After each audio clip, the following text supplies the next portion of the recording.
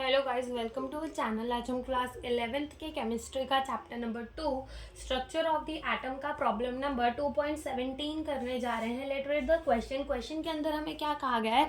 Question के अंदर हमें बोला गया है what is the total number of orbital associated with the principal quantum number n।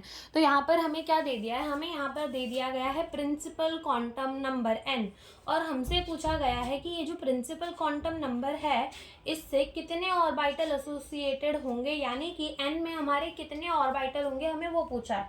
तो अगर हमें फटाक से आंसर निकाल देना हो, जैसे कि अगर कोई कॉम्पिटिटिव एग्जाम के अंदर आता है तो हम सिंपली क्या कर देंगे, नंबर ऑफ ऑर्बिटल किसके बराबर हो जाएगा, हमारे n स्क्वायर के, वेर n क्या है, हमारा प्रिंसिपल क्वांटम नंबर। तो यहाँ क्वेश्चन के अंदर n हमें क्या दे दिया है, 3, और 3 का क्या कर देंगे, स्क्वायर। तो 3 3 सा कितना आ जाएगा, 9, यानी कि कितने ऑर्बिटल होंगे, 9 ऑर्बिटल होंगे। लेकिन हम इस क्वेश्चन को पूरा सॉल्व करते हैं। सबसे पहले तो देखो हमें क्या गिवन है, n। n क्या होता है, हमारा प्रिंसिपल क्वांटम नंबर। ठीक है, हमें क्वेश्चन के अंदर क्या गिवन है, n, और n क्या होता है, हमारा प्रिंसिपल क्वांटम नंबर, जो कि हमें क्या बताता है, हमें बताता है शेल। ठीक है, हमें क्या बताता है, शेल। तो यहाँ n की वैल्यू 3 दे रखी है, और ये n जो प्रिंसिपल क्वांटम नंबर है वो क्या बताता है, हमें शेल। ठीक है, फिर उसके बाद आता है l। l क्या होता है, हमारा एजीम्यूथल क्वांटम नंबर। क्या होता है, एजीम्यूथल क्वांटम नंबर, और ये हमें क्या बताता है, ये हमें बताता है सब शेल, और इसकी जो वैल्यू है वो 0 to n-1 तक चलती है। तो l की वैल्यू निकाल देते, देखो 0 हो जाएगा, और n-1 यानी कि 3 - 1 कितना हो जाएगा, 2, यानी कि 0 1 और 2, ये हमारी क्या हो जाएगी, l की वैल्यू। ठीक है, l क्या है, एजीम्यूथल क्वांटम नंबर, हमें क्या बताता है, सबशेल बताता है। l की वैल्यू 0 से लेकर n-1 तक रहती है। ठीक है, अब देखो होता क्या है कि अगर हमारी l की वैल्यू 0 ऐसे 1 2 रहती है, ठीक है, 0 1 2, ओके, तो जैसे कि यहाँ पर लिख लो S P D F। ठीक है, तो S के लिए होता है 0, P के लिए होता है 1, 2 के लिए D, और 3 के लिए क्या होता है F। ठीक है, तो ये हमें ये पता चलता है L से ही, एजीम्यूथल क्वांटम नंबर से ही। फिर आता है M। M क्या होता है, मैग्नेटिक क्वांटम नंबर, जो फाइनली हमें किसके बारे में बताता है, ऑर्बिटल्स के बारे में बताता है। m की जो वैल्यू है वो -L to +L तक जाती है। ठीक है, और ये हमें किसके बारे में बताता है, ऑर्बिटल के बारे में बताता है m, यानी कि मैग्नेटिक क्वांटम नंबर। तो देखो जब हमारे n की वैल्यू 3 है, तब हम एक बार अपने l की वैल्यू क्या लेते हैं, 0। तो हमारा जो मैग्नेटिक क्वांटम नंबर है वो भी कितना आएगा, 0, यानी कि यहाँ पर हमारा एक ऑर्बिटल आ जाएगा, कौन सा वाला, 3s।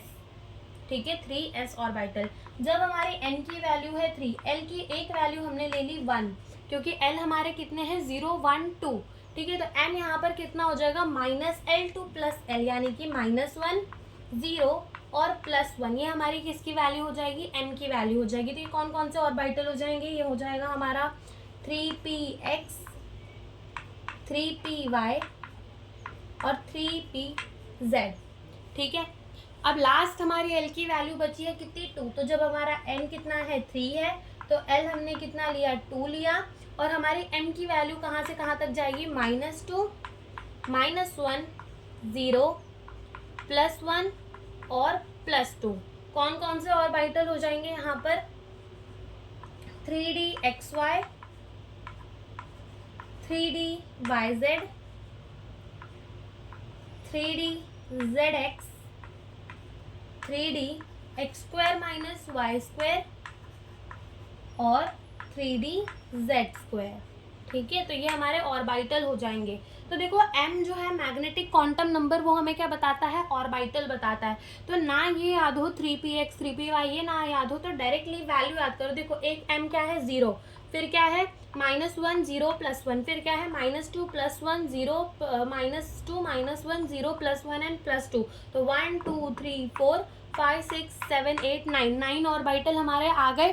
ठीक है, और नाम याद हो तो और भी अच्छा। कौन कौन से हमारे, एक 3s वाला है, ये 1, ये 3p2 3px2, ये 3, ये 4, ये 5 6 7 8, और ये क्या हो जाएगा हमारा 9।